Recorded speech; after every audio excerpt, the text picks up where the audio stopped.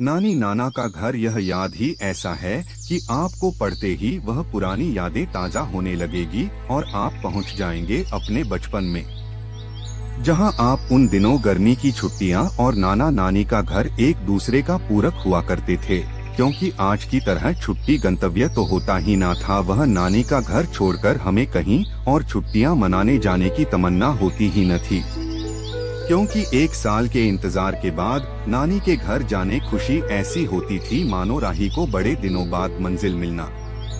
हमें आज भी अच्छी तरह से याद है कि कैसे परीक्षा शुरू होने से पहले नाना का बुलावा आना, फिर मम्मी और हम बच्चों को मायके नानी के घर भेजने के लिए पापा को मनाना, फिर तनिक देरी ना करते हुए नानी के घर जाने की शुरू हो जाती थी तैयारी।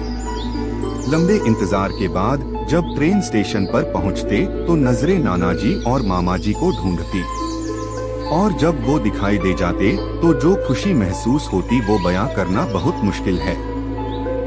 और जब नानी के घर के सामने पहुंचते तो वहां पहले से मौजूद बच्चे हाका शोर मारने लगते कि अरे देखो कौन आया, और बिल्डिंग के सारे बच्चे और बड़े हमें मिलने नीचे आ जाते और कसकर गले लगा लेते। फिर शुरू होता मिलने मिलाने का दौर। उसके बाद हम सभी बच्चों का शरारते शुरू हो जाता। नाना जी के साथ हम सारे बच्चे सुबह 5 बजे उठकर नीचे ग्राउंड फ्लोर में बने पानी के हौद टंकी नहाना शुरू करते और घर में पानी भी भरते हैं। इस काम में हम सभी बच्चों में बड़ा कंपटीशन होता कि कौन सबसे ज्यादा बाल्टी उठाता है।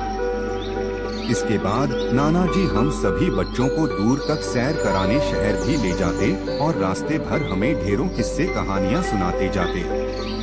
वापसी में घर वापस आने पर नानी जी और मामी जी के हाथ का गर्मागर्म परांठा और दूध तैयार रहता, जिसे हम बच्चे खट्टी मीठी कैरी के अचार के साथ हजम कर जाते थे।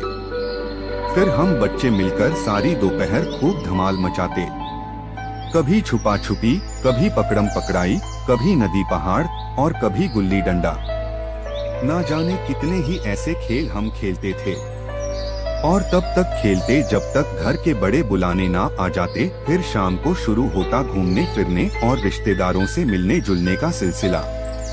नानी जी और मामी जी हमें लगभग रोज ही बाहर कहीं ना कहीं ले जाते, कभी खरीदारी करने तो कभी किसी रिश्तेदार के घर, कभी मंदिर तो कभी सिनेमा दिखाने, कभी बगीचे में तो कभी कहीं और मजे करते। घर पर भी लगभग रोज कुछ ना कुछ दावत होती।